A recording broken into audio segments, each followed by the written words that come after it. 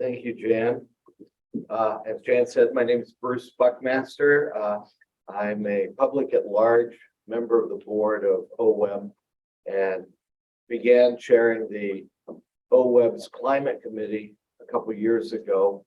And then as we've combined climate and water, I'm currently co-chair of that combined committee. When OWEB formed its climate committee in 2020, it was in order to assist the creation of a climate lens for grant-making considerations. And the information we covered was relatively new for most of us. There was a Griscom study which outlined the potential for carbon sequestration to provide up to 37% of the climate stabilization by 2030. And it just come out in October of 2017. There's a Graves study, which was a study of Oregon's natural and working lands, had just been published. And as one of the only non-academics on the committee, the learning curve for me was pretty high. So, the information about climate mitigation, adaptation, many co-benefits wasn't nearly abundant or as readily available as it is today, as we hear daily almost. We're still learning some of the finer points as we benefit from the new research, gain lessons from case studies, and try to pin down knowledge gaps. Some of the more in-depth materials the Climate Committee reviewed and discussed can be accessed through the OWEB's website. This information on the website currently was available in the fall of 2020. So consider that. The first is a list of Oregon climate risks. This was reworked by staff to become the climate-related technical resources guide. It's under OWEB's field and technical guides on the website. Two others can be found under the Climate Water Committee meetings background materials. One is the quantitative approaches to natural climate solutions, which takes a look at 4 studies, various land use practices that address climate mitigation through carbon sequestration.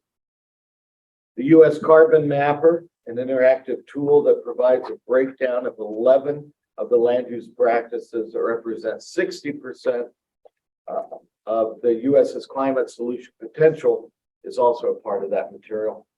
Links to studies and details are also there for people who are interested in delving a little deeper.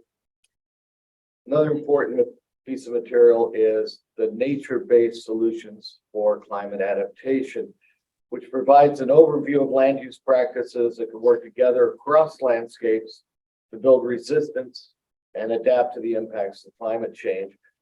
Resources are from the Global Commission on Adaptation, the International Union of Conservation of Nature, and the US EPA. And links to those resources are available in the website where you can obtain more detailed information. The Climate Committee presented a statement of purpose to the full board in October of 2021 for moving forward with a development of a climate lens. And after further discussion, numerous iterations, the OWEB's climate resolution was adopted by unanimous vote in January of 2022. The resolution can be found on OWEB's page. Often I have discussions about the resolution itself and find that the person I'm discussing it with has not actually read the resolution. So it was carefully crafted, and I highly recommend reading it for both what's in it and what's not in it. So, public engagement began in March of this year.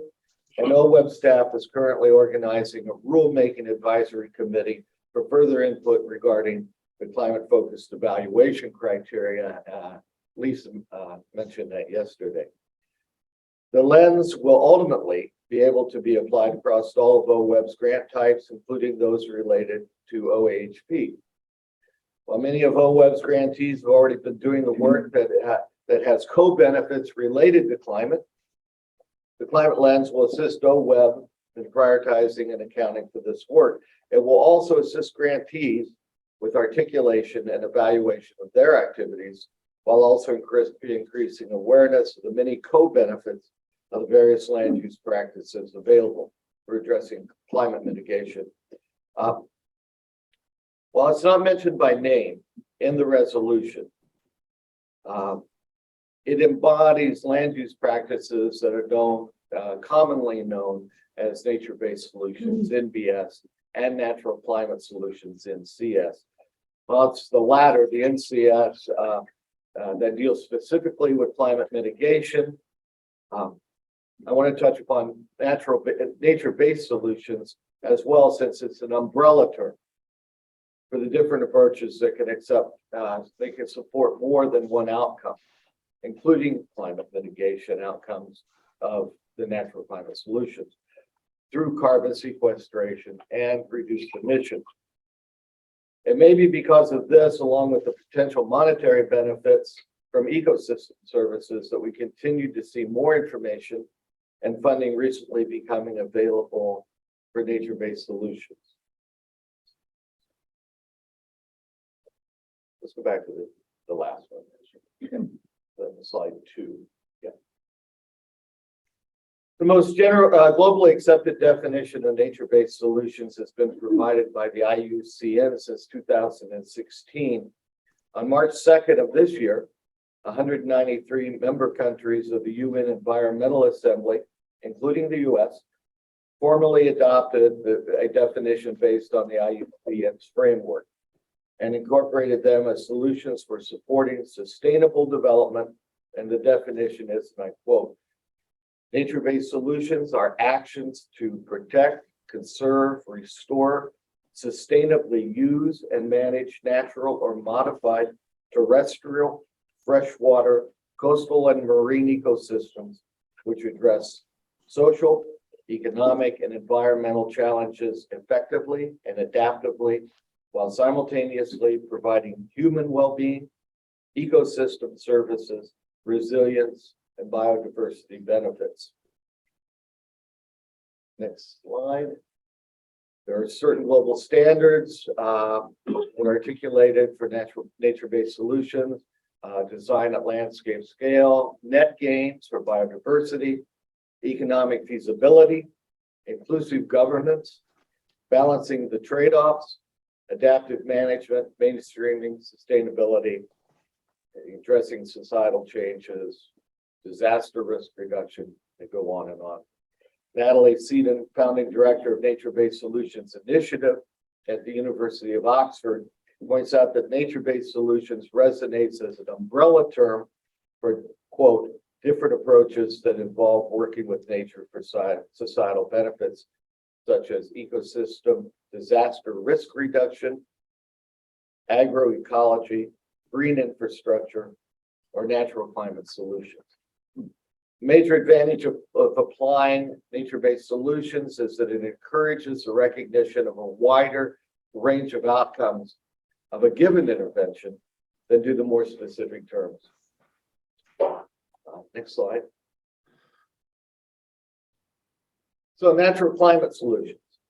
Those are actions that increase carbon storage and or avoid the greenhouse gas emissions by conserving, restoring, or improving the use and management of ecosystems.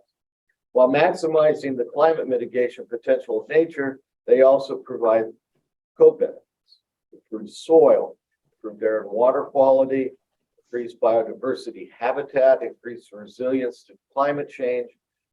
Other co-benefits can include community resiliency, human health benefits, climate adaptation and resiliency, food, fiber production, economic opportunities, protection of rare species, recreational, commercial, wildlife and fisheries, nutrient cycling, environmental justice, diversity, equity, and inclusion, and recreational benefits.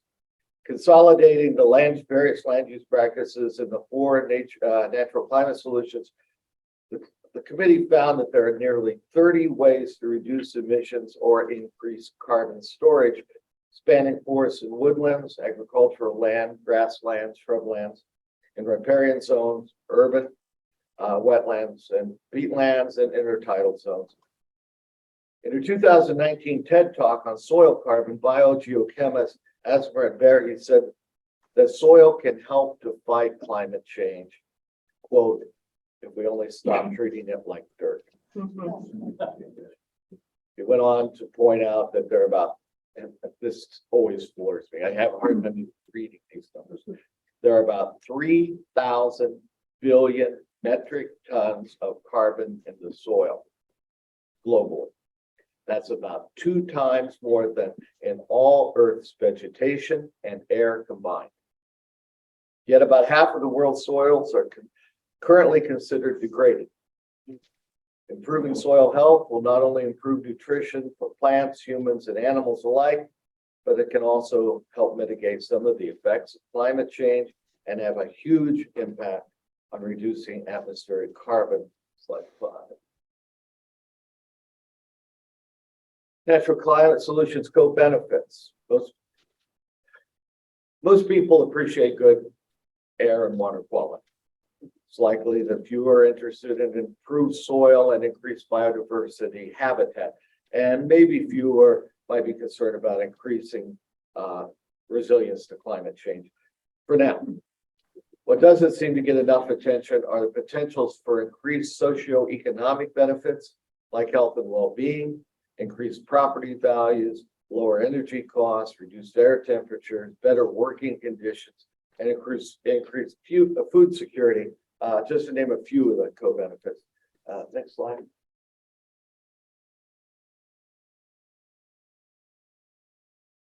From just a couple of the natural climate solutions in agriculture, for example, conservation, regenerative agriculture practices can lead to improved soil, for improved nutrients and their cycling, increased crop yields and nutrition content, erosion control, moisture retention, increased and improvement of soil biodiversity, carbon sequestration, and emissions reduction, reduced non-point source pollution, and saving on fertilizing time and cost. Agroforestry practice using trees or hedgerows and alley cropping can provide additional benefits such as creating windbreaks, decreasing soil erosion, reducing moisture loss, increasing water recharge, providing habitat, and increasing connectivity. Favorite of mine, attracting pollinators and providing potential for additional crops, reducing heat stress. They're just a few examples. I think everybody in this room could add to that list. The Xerxes Society's climate change webpage has an impressive amount of information about the benefits of natural climate solutions, particularly as it provides pollinators across the various habitats. Next slide. I love this tool. I love this tool. The nature-based solution benefits explore tool, and if you haven't had a chance to see it or play with it, I highly recommend it. Looking on this back page, how do you get to it? It's simple. nbsbenefitsexplorer.net. You plug in, it's interactive. You plug in any activity, process, or benefits. It highlights all those things connected to it.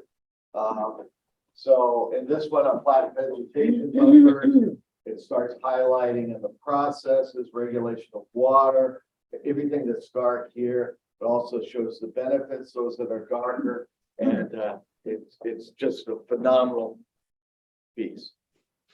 Does it add like any quantitative components to like the benefits? It's not at this time. It is not a quantitative.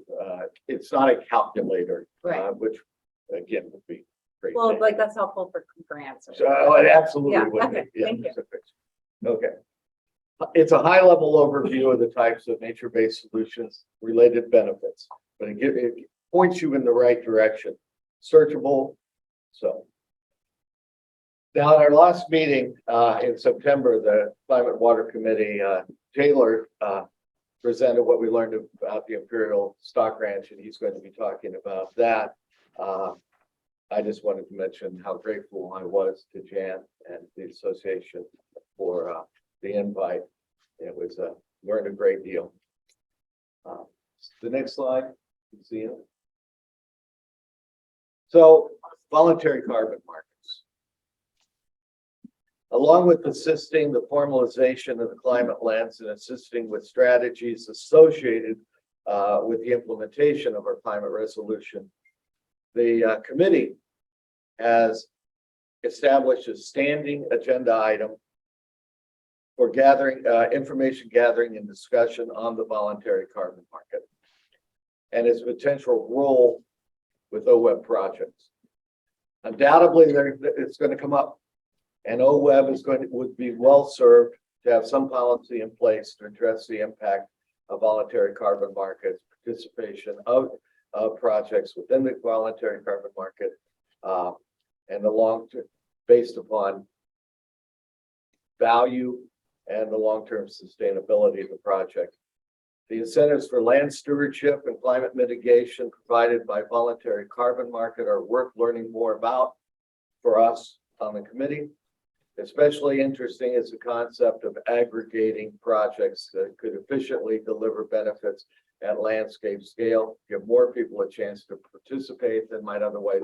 So that was one of my major takeaways from our visit to Imperial Ranch, the plan to include so many additional, to aggregate so much land.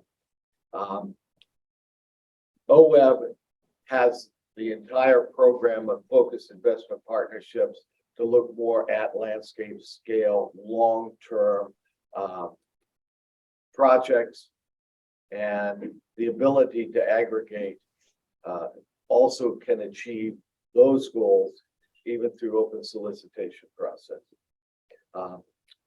Along with familiarizing ourselves with the voluntary carbon market standards, protocols, and quantification approaches, and registries, our committee will also likely be delving into some of the market abuses, such as additionality standards and how to recognize need for a globalized carbon offset standard.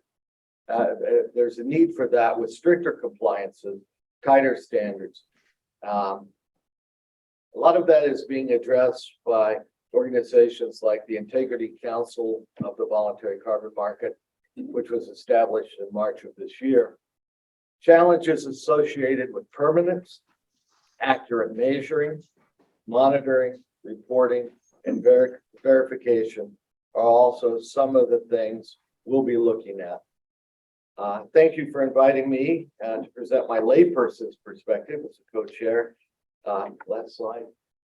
As I mentioned when I began, I'm still learning, and I'm looking forward to learning even more from these smart people and experts to my right. Thanks.